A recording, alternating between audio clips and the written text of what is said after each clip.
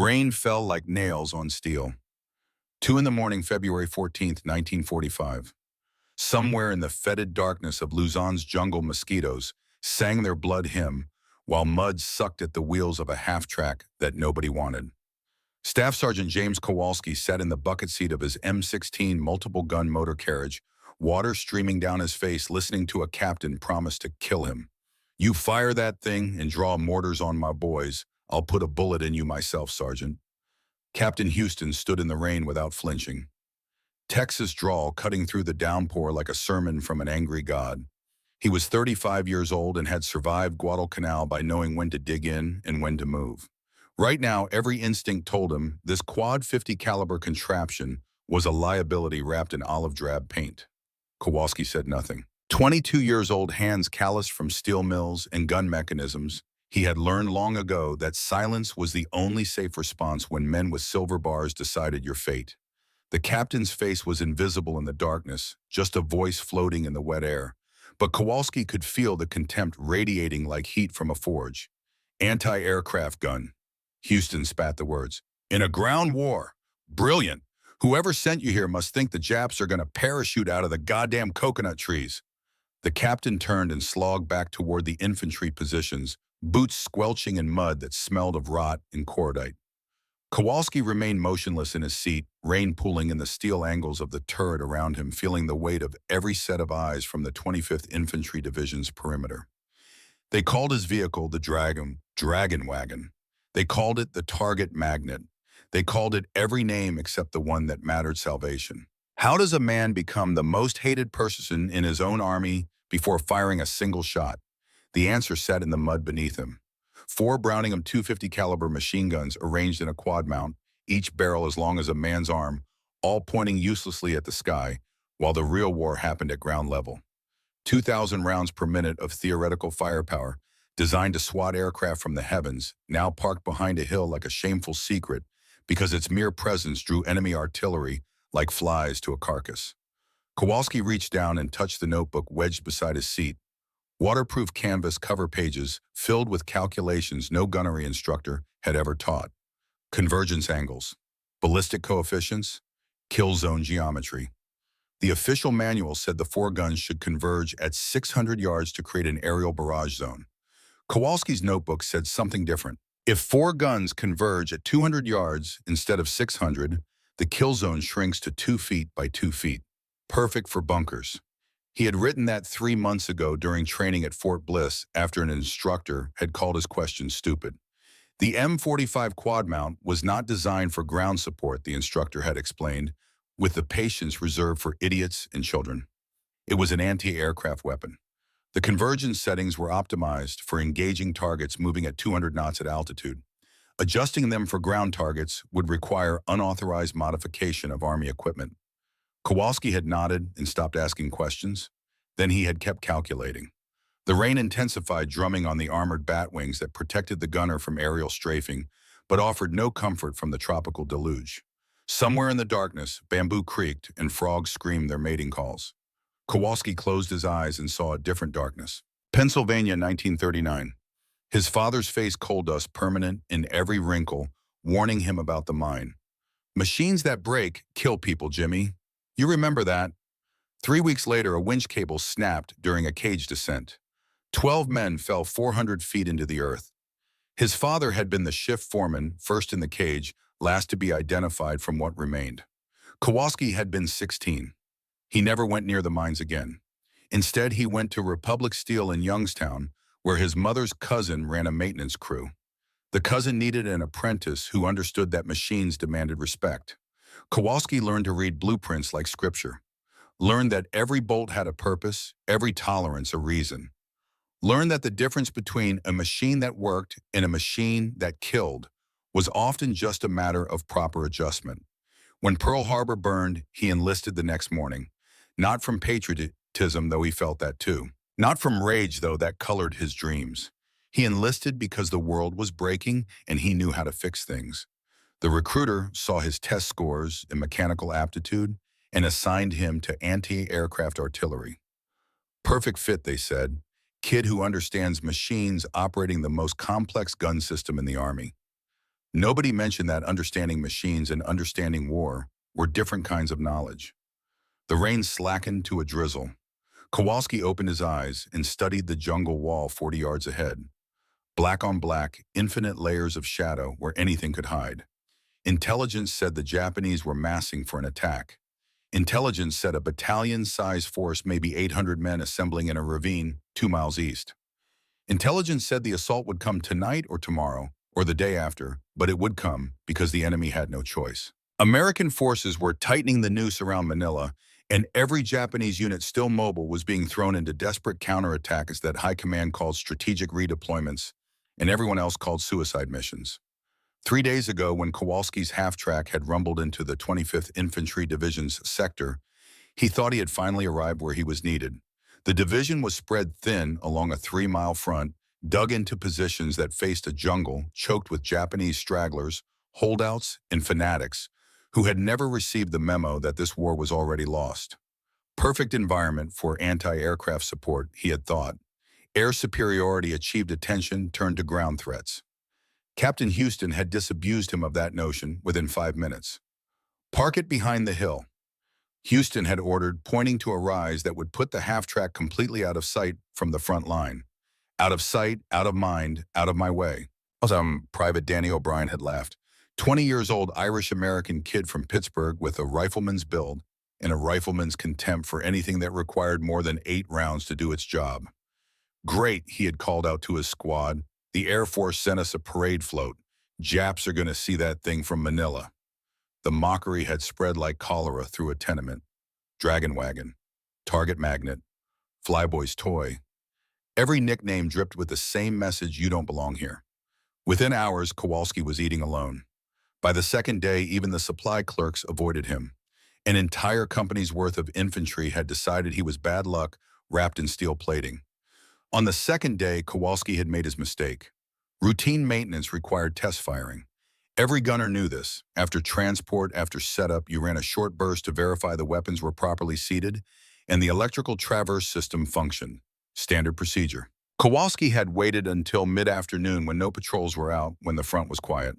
He had fired a 3-second burst into a hillside 800 yards away.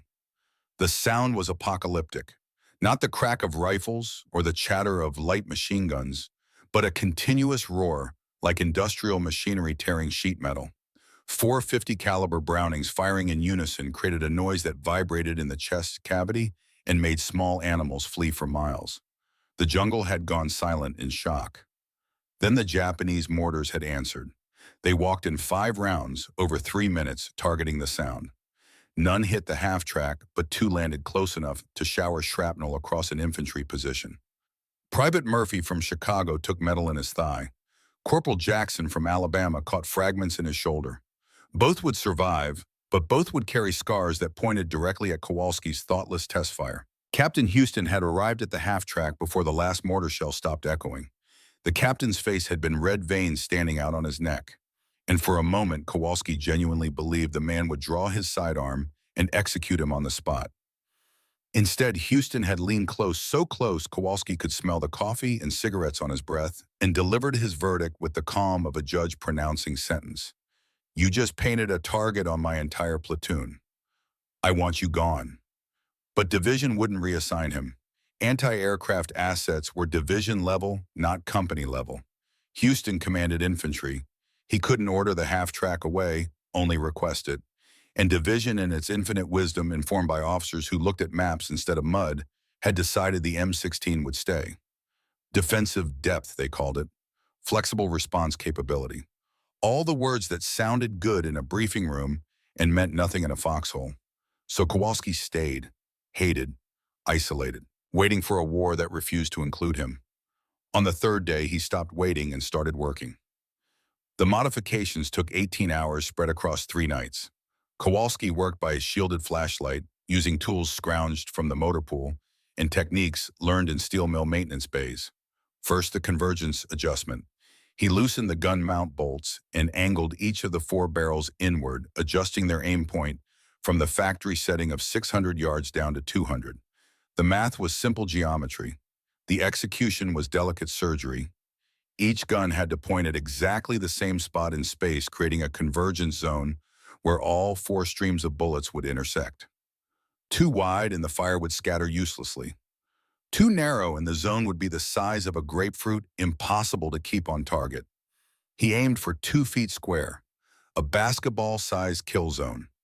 Second, the ammunition. Factory-linked belts came with ball tracer and armor-piercing rounds, mixed in a standard ratio designed for aerial targets. Kowalski stripped every belt and rebuilt them by hand. 70% armor-piercing incendiary, 30% tracer. Every third round left a glowing trail. The API rounds used tungsten cores that could punch through aircraft aluminum like tissue paper. Against bamboo, bunkers, against logs, against sandbags, they would be devastating. The incendiary compound would ignite anything flammable. The tracers would let him see exactly where his fire was going in the dark. Third, the generator. The M16 used a gasoline-powered generator to drive the hydraulic traverse system and power the electric firing solenoids. Kowalski tuned it like a race car engine, adjusting voltage output to increase traverse speed. The turret could normally rotate 60 degrees per second. He pushed it to 90, fast enough to track running men, fast enough to sweep fire across a charging formation before they could close the distance. He worked in silence, muscles remembering the rhythm of wrench work, mind focused on tolerances and specifications. Nobody came to check on him. Nobody cared what the pariah did with his useless toy. By dawn of the fourth day, February 13th, the M16 multiple gun motor carriage was no longer an anti-aircraft weapon. It was something else entirely. Something the manual had never imagined. Something Kowalski had built from desperation and mathematics and the memory of his father's warning about machines that fail. This machine would not fail. At 1800 hours on February 13th, as the sun turned the western sky the color of arterial blood, Private Danny O'Brien appeared at the half-track carrying a can of sea rations. He approached cautiously like a man feeding a dangerous animal and held out the can without meeting Kowalski's eyes. Figured you might be hungry. Kowalski took the can, beans and franks. Same meal everyone got. Thanks. Danny shifted his weight rifle slung over his shoulder, clearly wanting to say more. Finally, look about the other day. The jokes. We were just blowing off steam. Didn't mean nothing personal. It's fine. It ain't fine. Danny sat down on the half-track's running board without invitation. My old man worked the blast furnace at Jones and Laughlin in Pittsburgh. Molten steel. You know what that's like? Kowalski nodded. Everyone from the Rust Belt knew the blast furnace stories. His partner guy named Kowalczyk got splashed in 1941. Died in about 3 seconds. They didn't even find enough to bury. Danny stared at his boots. Pop said it was the equipment. Safety valve stuck. Thing that was supposed to protect them killed them instead. My father died in a mine collapse, Kowalski said quietly. Bad winch cable. They sat in silence for a moment, two sons of industrial towns, where machines and men fought a daily battle that men didn't always win. Danny pulled out a cigarette, lit it, offered one to Kowalski. They smoked and watched the jungle darken. You really think that thing can help if they hit us? Danny gestured at the quad mount. I know it can. How? Kowalski considered lying, considered deflecting, then decided this kid deserved the truth. Because I changed it, made it better, made it do what it needs to do instead of what some manual says it should do. Danny studied him for a long moment. You're going to get in trouble for that. Only if I miss. A laugh short and sharp. Jesus, you're serious. Dead serious. Another silence, longer this time. Then Danny stood, ground out his cigarette, and looked down at Kowalski with something that might have been respect or might have been pity. If things go sideways tomorrow night, you need someone to feed ammo or I'll do it. Can't promise I won't piss myself, but I'll do it. Why bien? Because maybe you're crazy, or maybe you know something the captain doesn't. Danny shrugged. Either way, I'd rather be behind that gun than in front of it. As Danny walked back toward the infantry positions, a third figure emerged from the shadows. Corporal Martinez, demolitions expert, Mexican-American kid from El Paso with burn scars on his forearms and a reputation for steady hands under pressure. He had been listening. I'm in too, Martinez said without preamble. Saw you working on the ammo. Those API rounds, they'll punch through damn near anything. That's the idea. Martinez climbed onto the half-track and examined the quad mount with a professional's eye. ran his hand along the barrels, checked the convergence angles, whistled low. Sarge, you know these rounds can go through tank armor at close range. What exactly are you planning to shoot? Kowalski met his eyes. Everything. Martinez grinned. It was not a nice grin. It was the grin of a man who understood that sometimes the only answer to overwhelming force was overwhelming violence. Then you're definitely gonna need loaders. At 2200 hours, the radio crackled with an intelligence update. Kowalski heard it through the open command post, heard Captain Houston's voice rise in alarm, heard the map coordinates and unit size estimates that changed everything. Japanese battalion strength force. Not 800 men, 1,200 plus. Massing in the ravine system 3 kilometers east. Electronic intercepts confirm preparation for night assault. Target 25th Infantry Division's undermanned sector. Estimated time of attack between midnight and dawn. The infantry positions erupted in controlled chaos. Men checking weapons, distributing grenades, reinforcing foxholes with whatever materials they could scrounge in the dark. Houston moved among them, voice steady, projecting the confidence of a veteran who had seen worse and survived. But Kowalski, watching from his position behind the hill, saw the captain's face when he thought no one was looking. Saw the calculation, the math of 1,200 attackers against maybe 200 defenders spread across a 3-mile line. Saw the moment Houston glanced toward the half-track and then looked away as if the sight of it embarrassed him. The captain didn't believe the quad gun could help.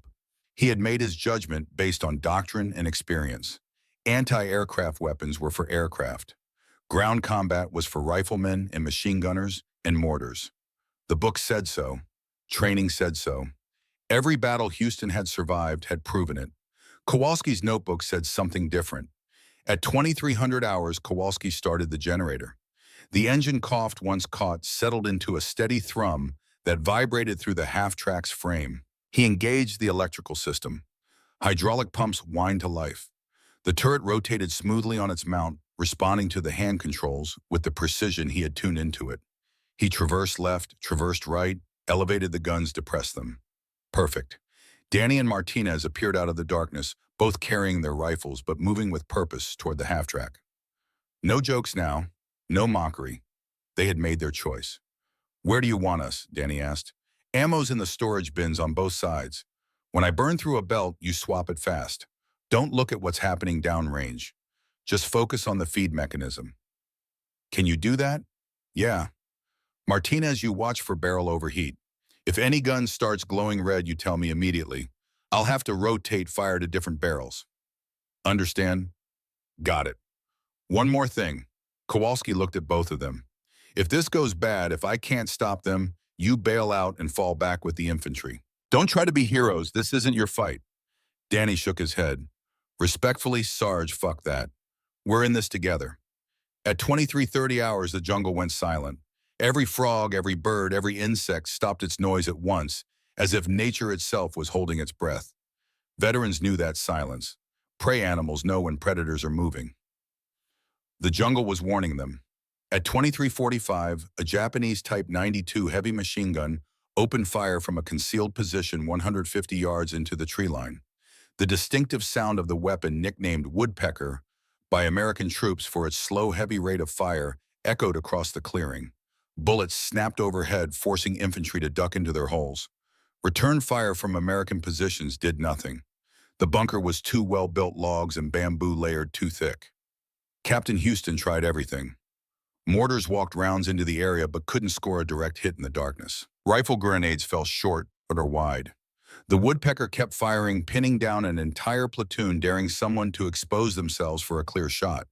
Houston did not order Kowalski to engage, did not even look toward the half-track. The captain had made his decision days ago. The quad gun was useless. Kowalski made a different decision. He kicked the generator to full power. The turret came alive, hydraulic systems whining like a living thing, waking from sleep. He placed the reflex sight's illuminated red ring over the muzzle flash in the jungle, centered it, adjusted for estimated range. 200 yards, right in the convergence zone. Better to ask forgiveness than permission. His thumbs found the butterfly trigger. Safety off. All 4 guns hot, generator note rising as it sensed the imminent load. He took a breath, let it out halfway, and squeezed. The sound was God's own chainsaw, not gunfire, not the familiar sounds of war. This was something new, something that human ears struggled to process. Four Browning 50 caliber machine guns firing in perfect synchronization created a noise that traveled through bone and made reality vibrate. 150 rounds left the barrels in 3 seconds.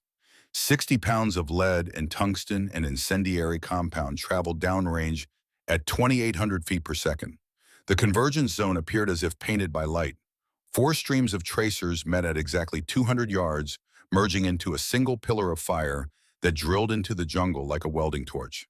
The API rounds hit the bamboo bunker with the force of industrial machinery. Logs splintered. Earth exploded.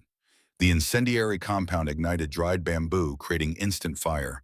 Tungsten cores punched through defensive layers that had stopped rifle bullets and shredded whatever lay beyond. The woodpecker stopped firing. Silence returned, but it was different now. This silence was shock. Disbelief. Every man on both sides of the line trying to process what they had just witnessed. Kowalski released the trigger. Smoke drifted from the 4 barrels. The generator settled back to idle.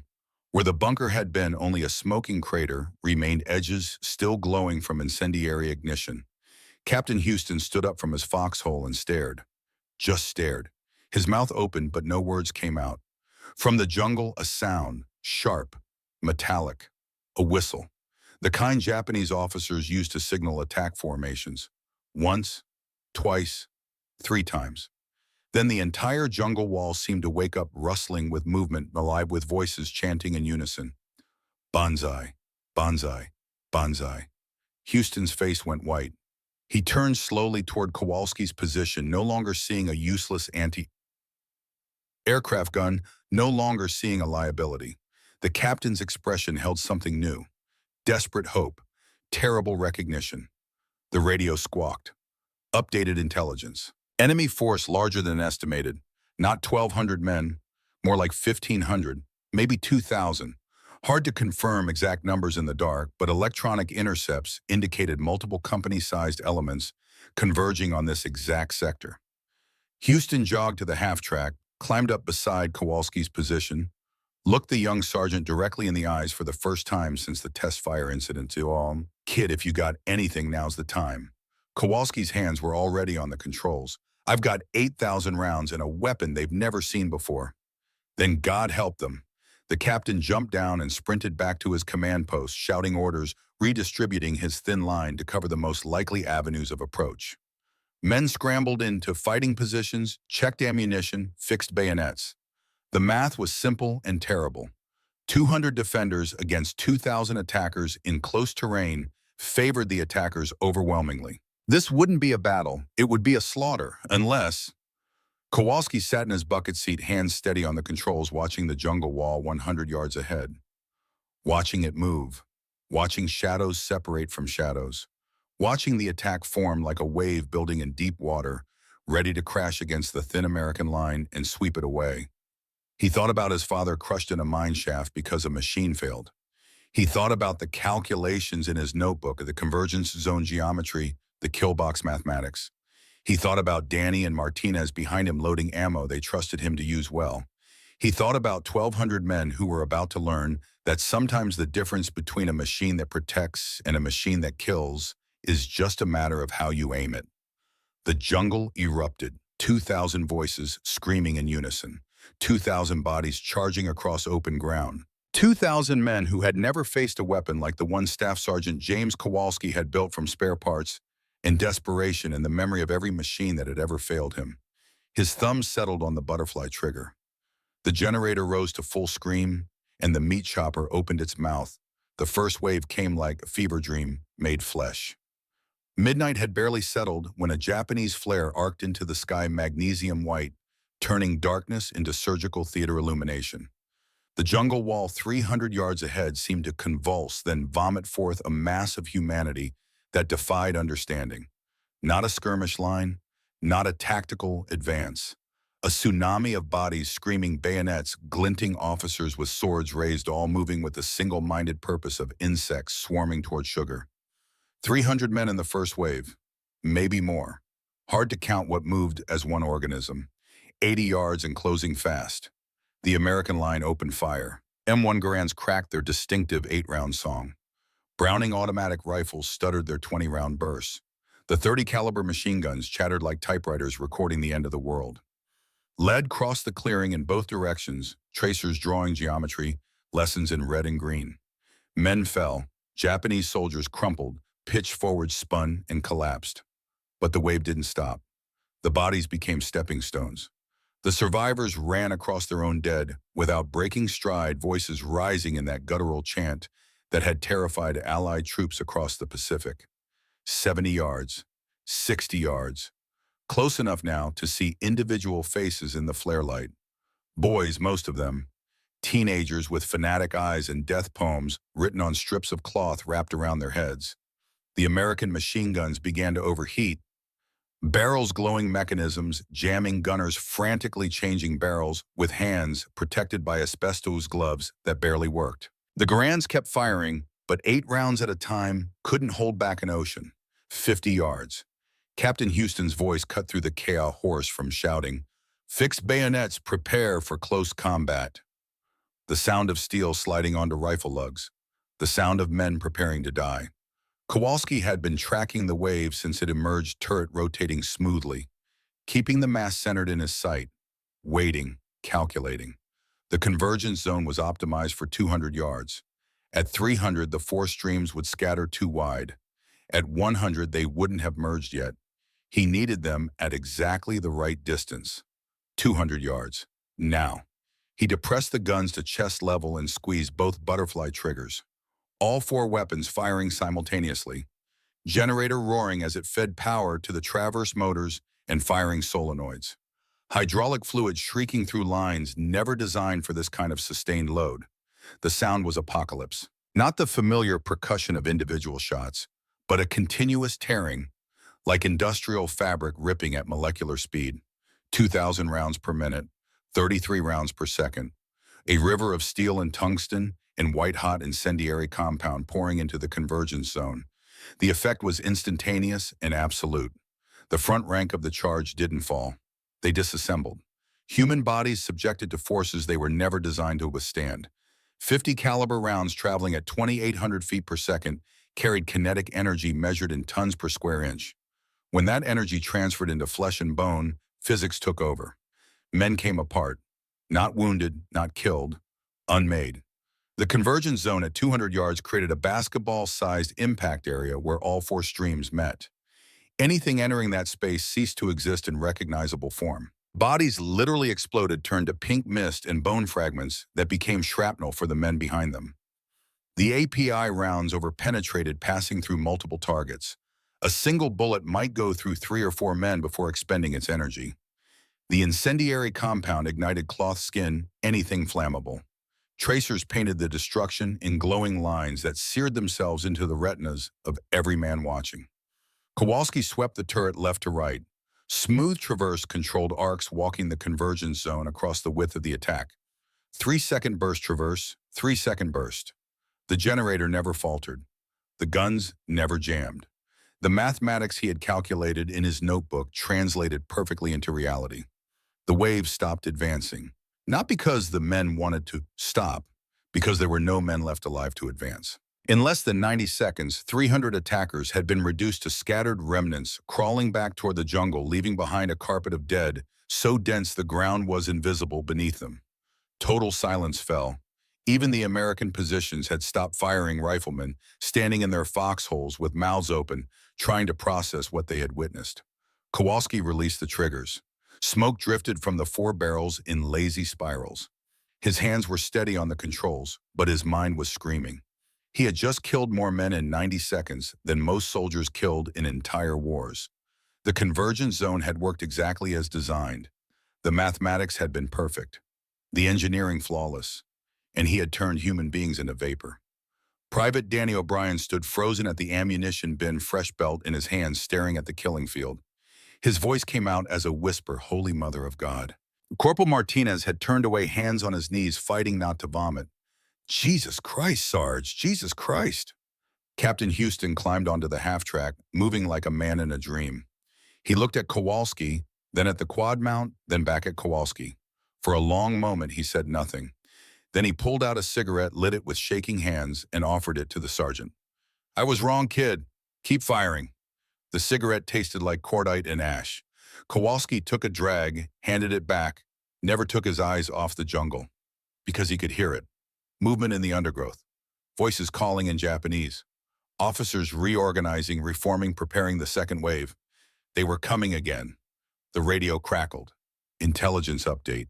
Enemy commander identified as Major Takeda, veteran of China campaigns known for human wave tactics and refusal to retreat. Estimated forces still uncommitted, 900 to 1,200 men. Second wave forming now. Houston listened, acknowledged, looked at Kowalski. "Can you do it again?" "Yes, sir." "How much ammo you got left?" 7,400 rounds, give or take. Houston did the math in his head. 7,400 rounds, 900 enemies minimum, 8 rounds per target if every bullet found flesh. But Kowalski's weapon didn't need 8 rounds per target. It needed maybe 1 round per 3 targets, the way those API projectiles were over-penetrating and the way bodies became shrapnel. "Then we might actually live through this." Houston jumped down, turned back. "Sergeant, what's your name? Your actual name, not your rank." "James Kowalski, sir. My friends call me Jimmy." "Well, Jimmy, if we survive tonight, I'm putting you in for a medal."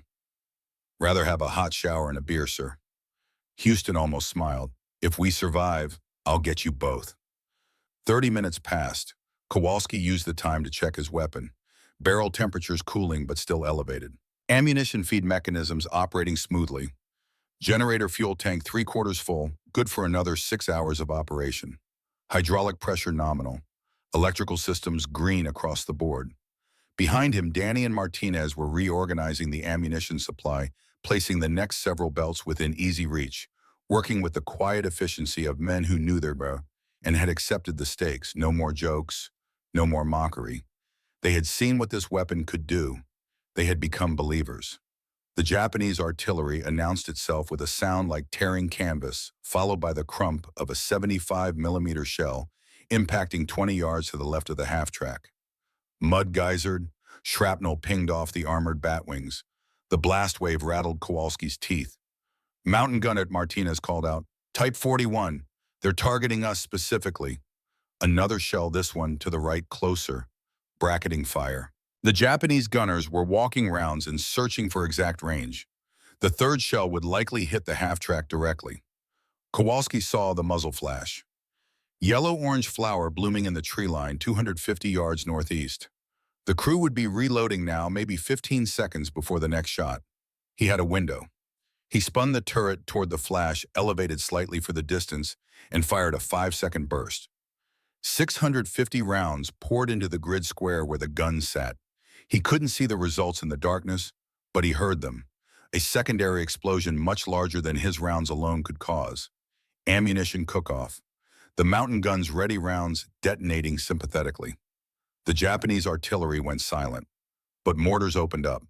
Type 97 knee mortars, smaller, more portable, harder to locate. 3 teams launching shells in high arcs that fell like rain across the American positions.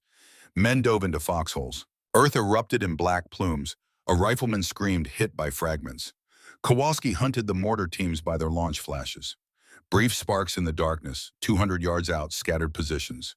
He traversed to each flashpoint and dumped short bursts saturating the area. Incendiary rounds ignited camouflage netting. Explosions silenced tubes. Within 3 minutes, all 3 mortar teams had been neutralized. The American infantry began to understand. This wasn't just suppressing fire. This was counter-artillery work being done by a weapon that wasn't supposed to be capable of it. Every enemy gun that revealed its position died seconds later under a deluge of .50 caliber fire. The Japanese were learning the hard way that engaging the quad mount was suicide. But Kowalski was also learning something. He checked his barrel temperature gauges and saw needles climbing into the red zone. The guns were designed for short bursts against aerial targets with cooling time between engagements. He had been firing sustained bursts for 20 minutes. The barrels were glowing dull red, visible even in the darkness. If he kept this up, he risked cook-off. Rounds firing from barrel heat alone uncontrolled, potentially catastrophic. He had to choose: cease fire and let the mortars kill his fellow soldiers, or push the weapon past its design limits and risk catastrophic failure. His father's voice echoed in memory. Machines that break kill people, Jimmy. But machines that stop working also kill people. He kept firing, shorter bursts now, 1 second, 2 seconds maximum, giving microseconds of cooling time between engagements. Playing a deadly game with thermodynamics and hoping the engineering tolerances built into Browning's design were as robust as the manual claimed. The second wave emerged at 1 in the morning. 600 Japanese soldiers this time advancing in a tighter formation. Bayonets' fixed voices unified in that terrible chant. They had seen what happened to the first wave. They knew what awaited them. They came anyway. Orders were orders. Duty was duty. Death was preferable to the shame of retreat. 100 yards in closing. The American machine guns opened up immediately this time, not waiting for point-blank range. Grazing fire interlocking fields, everything the infantry doctrine taught. Bodies fell. The wave kept coming.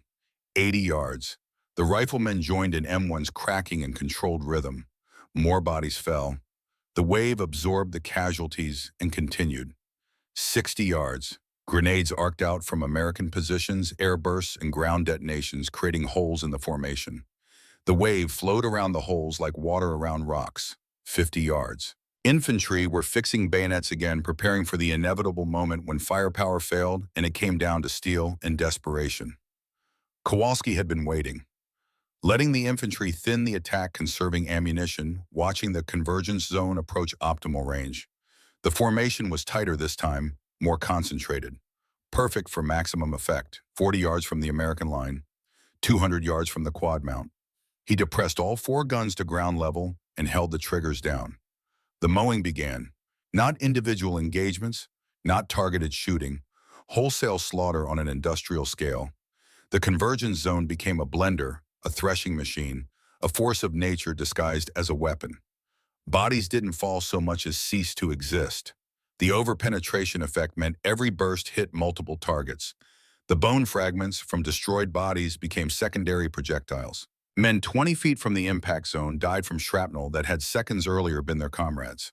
Kowalski swept the turret in methodical arcs, left to right 45 degrees. Pause. Right to left 45 degrees. Each sweep lasted 3 seconds. Each sweep killed dozens. The generator screamed at maximum output. The barrels glowed bright orange, now visible in the night like demonic eyes. Spent casings poured from the ejection ports in a waterfall of brass, piling ankle-deep around Danny and Martinez's positions. The incendiary rounds set the jungle itself on fire. Trees ignited, underbrush exploded into flame. The API tungsten cores sheared through mahogany trunks like bolt cutters, through wire massive branches crashing down onto troops below. The jungle edge was being pushed back in real-time deforestation by high explosive nature itself is retreating from the onslaught. The second wave broke, not because they wanted to, because there was nothing left to constitute a wave. 400 casualties in 90 seconds. The survivors fled into the burning jungle, abandoning weapons, abandoning wounded, abandoning everything except the primal need to escape the zone of death. Kowalski released the triggers. His hands wouldn't straighten, fingers locked in claw shapes from sustained muscle tension. The tendons in his forearms were on fire. His shoulders ached from controlling recoil. His ears rang despite the protective muffs, a high-pitched whine that would take days to fade. He leaned over the side of the turret and vomited. Nothing theatrical, just his body rejecting what his mind had forced it to participate in. Danny appeared beside him, offered a canteen. Kowalski rinsed, spat, drank. "We're alive," Danny said, his own voice shaking. "Because of you, we're alive." Kowalski looked at the killing field, at the bodies stacked like cordwood, at the fires burning in the forest, at the ground churned to mud, and worse. He had saved his friends.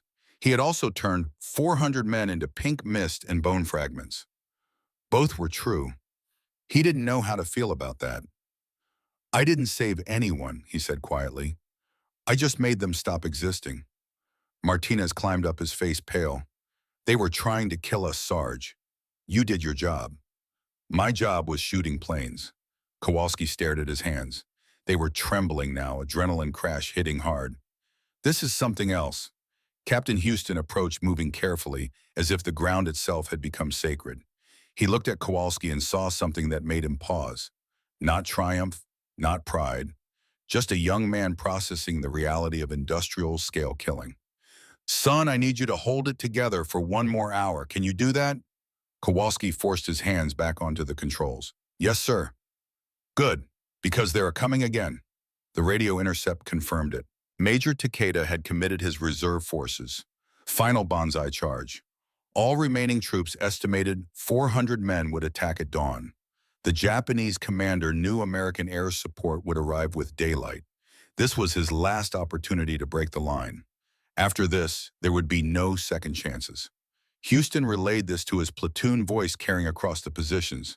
"They're going to throw everything at us in 1 hour. Everything they have left. We hold here or we die here. No retreat, no surrender. We are the 25th Infantry Division, and we do not break." Men checked weapons, redistributed ammunition, shared cigarettes and quiet words. Some prayed, some wrote final letters, all prepared for what was coming. Kowalski checked his ammunition. One belt remaining, 800 rounds. He checked barrel temperatures. Critical. Another sustained engagement and something would fail. Barrel warping, feed mechanism jamming, generator seizure. The weapon had been pushed beyond any limit the designers had imagined. It was a miracle it still functioned. Martinez noticed the gauge readings. "Sarge, we got maybe 5 minutes of sustained fire before something breaks. Then we make those 5 minutes count." Danny positioned the final ammunition belt for quick loading. "What happens when we run out?" "We use our rifles."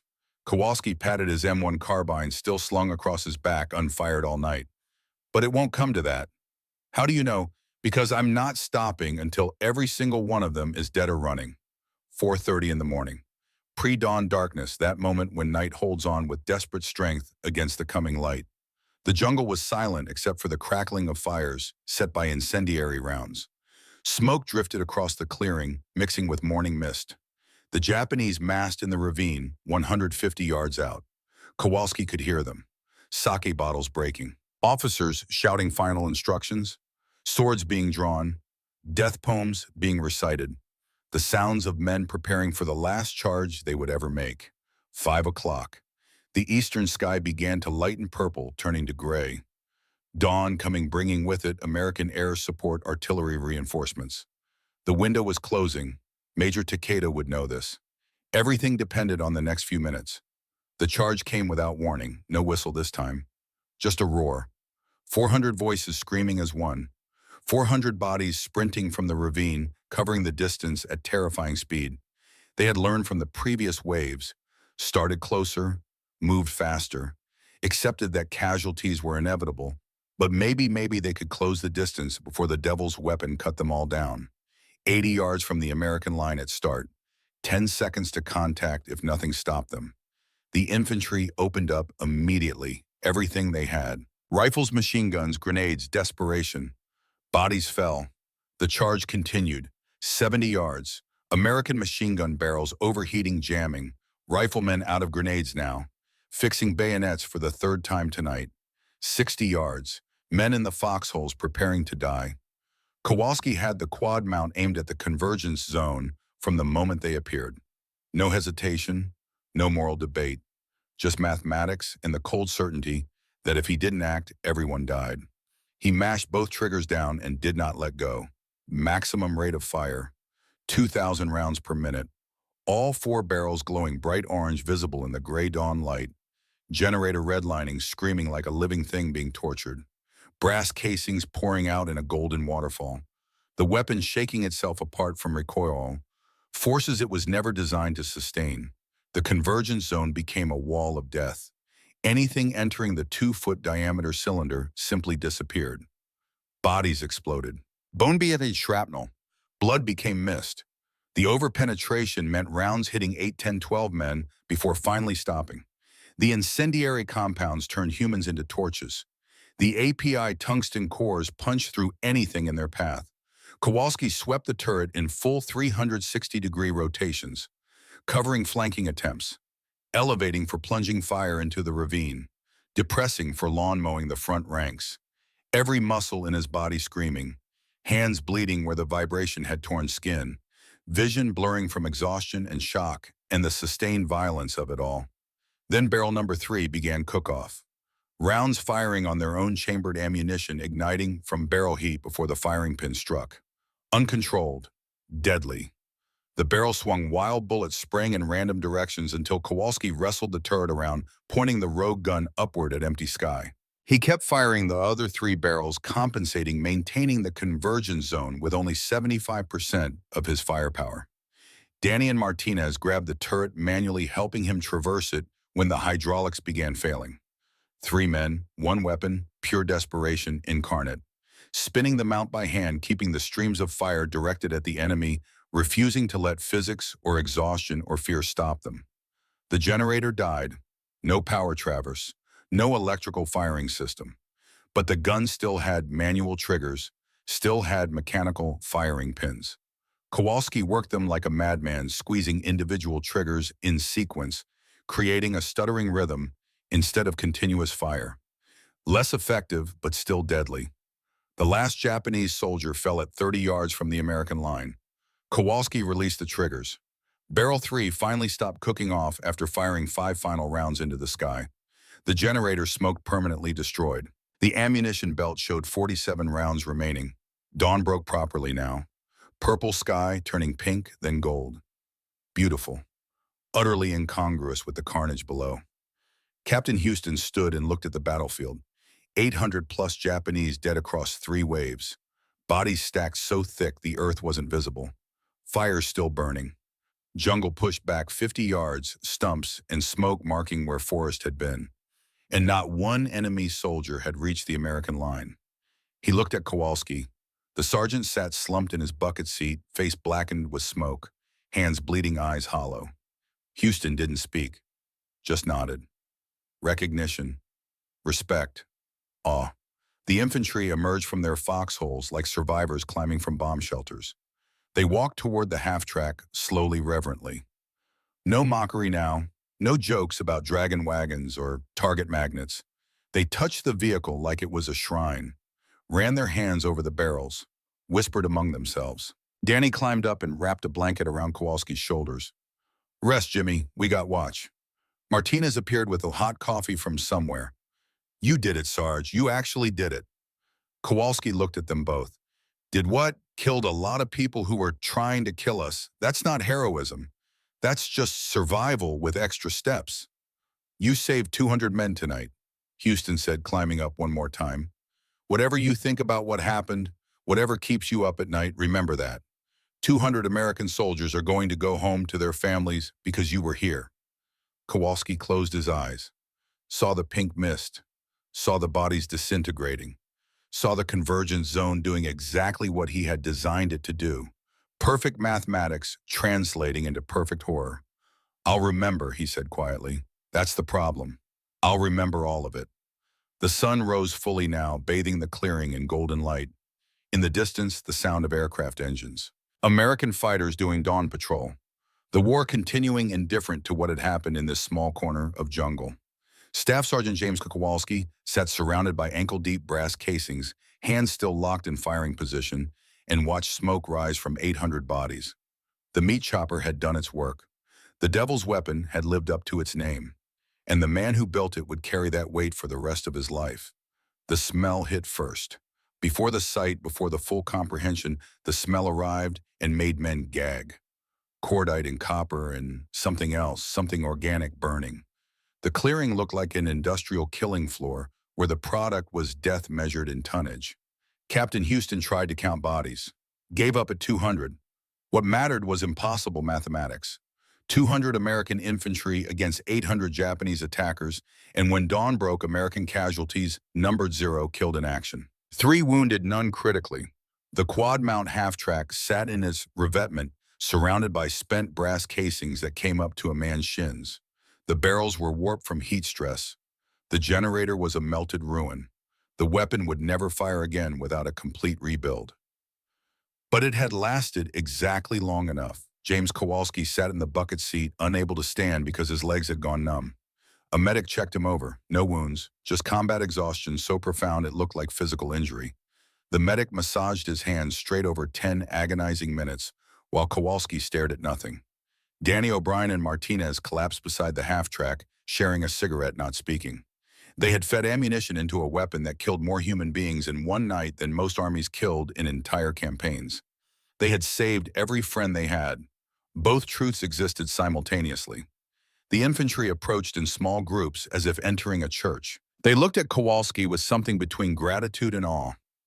Private O'Brien from Boston, who had called it a parade float, knelt and pressed his forehead against the armored side, whispering thanks to a machine. By noon, division headquarters arrived. A colonel, 2 majors, an intelligence captain. They photographed the battlefield from every angle. Final tally, 847 confirmed enemy dead. They interviewed survivors, examined the quad mount, taking measurements, noting modifications. The intelligence captain pulled Kowalski aside. "Sergeant, these convergence adjustments, did you document the specifications?" Kowalski handed over his notebook. The captain flipped through pages of calculations, diagrams, ammunition ratios. "This is brilliant, completely unauthorized, but brilliant. We need to distribute this army-wide. Call it whatever you want, sir. I don't need my name on it. But soldiers love their legends." By evening, the technique had a title, the Kowalski Convergence. The weapon had new nicknames: the Meat Chopper, the Devil's Breath. Captain Houston put Kowalski in for the Medal of Honor. The citation detailed everything with clinical precision. The paperwork went up the chain, division approved, corps approved. Then it came back down. "Recipient has declined award." Houston called him in. "You can't decline the Medal of Honor, son." "With respect, sir, I didn't do anything heroic. I pulled a trigger. Those men shouldn't get medals. They should get graves. 200 American soldiers get to go home because of you." Kowalski stood at attention, voice flat. "Then give me whatever medal doesn't require a ceremony, sir. I don't want photographs. I just want to forget I was ever here." They compromised. Silver Star presented quietly. Houston pinned it on Kowalski's chest. The men applauded. Kowalski stood stone-faced. When it was over, he took the medal off, put it in a cloth bag, never looked at it again. The legend spread anyway. By March, every M16 crew in the Philippines had heard the story. The convergence zone trick became doctrine. Japanese intelligence heard it too. Captured documents showed orders avoid sectors with 4-barrel guns. The psychological impact exceeded the tactical. Major Takeda committed seppuku 2 days after the battle. His final letter mentioned shame at losing an entire battalion to a single weapon. The letter never mentioned the 800 men who died following his orders.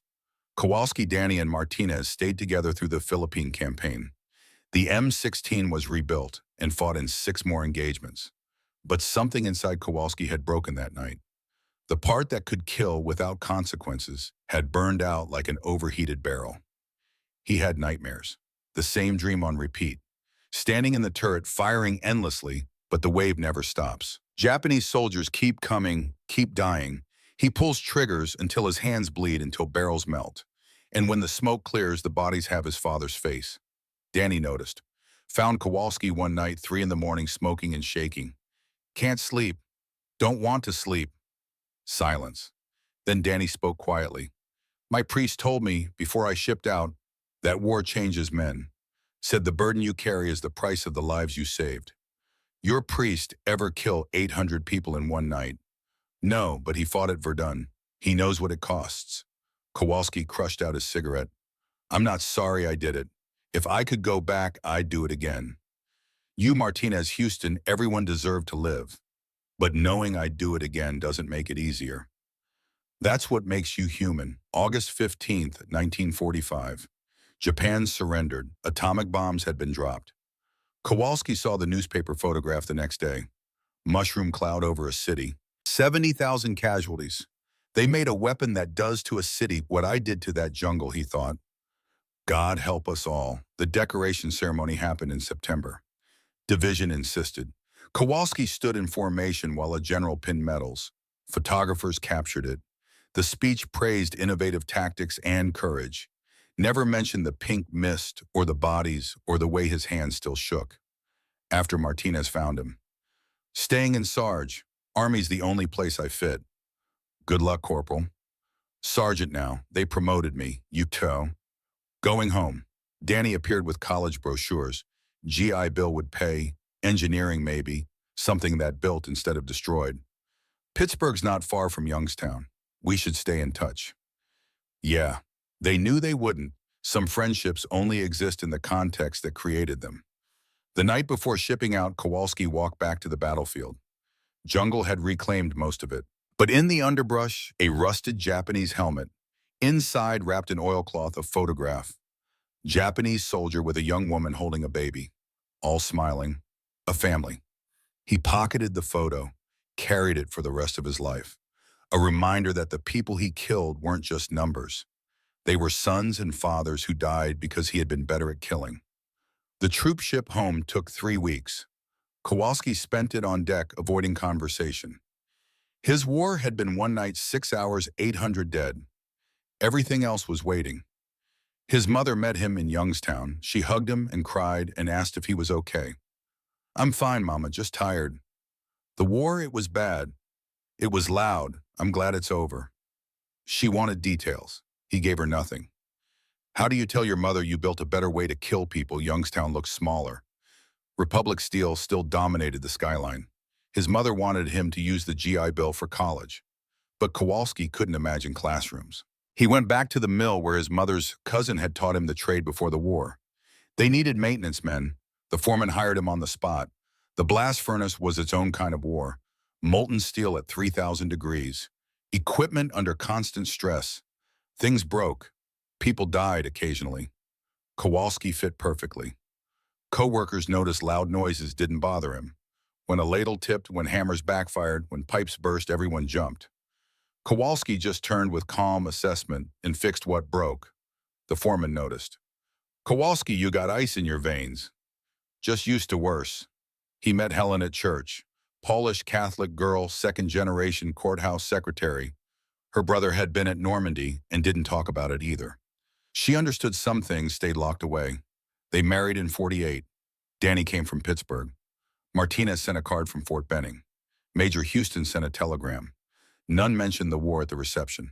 3 children followed. Michael in 50, Sarah in 53, Thomas in 56. Kowalski was a good father. Patient, gentle, never raised his voice. He taught them about machines, how things worked. Never taught them about violence. Helen found the shoebox in '62, silver star in its case. Photograph of an M16 with 3 men, and wrapped in cloth, a Japanese family photo. Jimmy, what's this? Just old stuff. Not important. A silver star isn't nothing.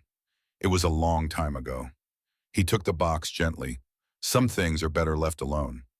She let it go, but she watched more carefully. Noticed his hands gripping armrests during thunderstorms. The way he flinched at fireworks. 4th of July, '65. Fireworks in the backyard. The first bottle rocket shrieked and Kowalski's hands clamped onto his chair. Knuckles white. Dad, Michael's voice. You okay? Yeah, just loud. That night after the kids were asleep, Helen found him in the garage, hands shaking, eyes wet. I've seen too many fires, Helen. She held him. First time in their marriage she had seen him break. She didn't ask for details, just held him while he cried for men who died 20 years ago. The decades passed, children grew. Michael became an accountant. Sarah married a teacher. Thomas joined the Air Force, worked on jet engines, came home with his own memories he didn't discuss. Kowalski worked at Republic Steel for 30 years. Steady, reliable, unremarkable. Nobody called him remarkable because he worked hard to be unremarkable. Korea erupted in '50. M16 half-tracks deployed against Chinese human waves. Gunners used the Kowalski kill box. He read about it, folded the newspaper, never mentioned it. Vietnam escalated. Gun trucks with quad 50s. Some painted meat chopper. '71 he watched gun truck footage on television. Tracers pouring into jungle, the 4-stream pattern he had invented. Reporter praising innovative tactics. Kowalski turned off the television. Walked to the garage, hands shaking. Killing never ends, he thought. Just gets passed down. '72, factory accident. Steam pipe explosion. 2 workers killed. Kowalski pulled bodies from wreckage. That night, Helen found him crying. I fix machines so they don't kill people. That was supposed to matter. Grandchildren came in the 80s. Emma Thomas's daughter asked him once during a school project, "Were you in the war, Grandpa?" "Yes, sweetheart." "Were you a hero?" He thought about 800 dead, 200 saved. No Emma, just a kid who did what he had to. 95, Danny tracked him down. Both 72. They sat in Kowalski's garage drinking beer. "I think about that night all the time," Danny said. "Me too." Danny pulled out an envelope. The crew photo. "We did what we had to. We saved each other." Kowalski stared at young faces. "You ever tell your family no?" "Me neither. Some things stay in the past." Kowalski framed the photograph. First time anything from the war was visible. Helen saw it, said nothing. July 23rd, 98. Kowalski was in the garage fixing Emma's bicycle chain. 22 years old now, college graduate. The chain had jammed. Simple fix. He was explaining the repair when pain hit. Massive pressure in his chest. Couldn't breathe. Heart attack. Massive. Fatal. He had 30 seconds. Used them to smile at Emma. Managed to keep holding the wrench so she wouldn't be frightened. Emma realized something was wrong. Screamed for Helen. Called 911. But Kowalski was gone. 75 years old. Dead in his garage. Wrench in hand. The funeral was small. Family, neighbors, co-workers. The obituary listed him as James Kowalski, retired steelworker, loving husband and father. No mention of the Silver Star. No mention of February 14th, 45. One old man attended who nobody recognized. Sat in back. Left before the reception. Martinez, 76, driving from Texas, paying respects. He left a challenge coin on the casket. 25th Infantry Division. Helen saw it, knew what it meant without understanding details. Let him take it to whatever came next. 2 years passed. Michael Jr., Kowalski's grandson, found the shoebox in the attic. 16 years old. Curious. Silver Star with citation. Staff Sergeant James Kowalski, Gallantry in Action, February 14th through 15th, 45 Luzon. 800 plus enemy casualties. 200 American soldiers saved. Photographs, the half-track. The crew, a battlefield. The Japanese family photo, a notebook. Convergence angles.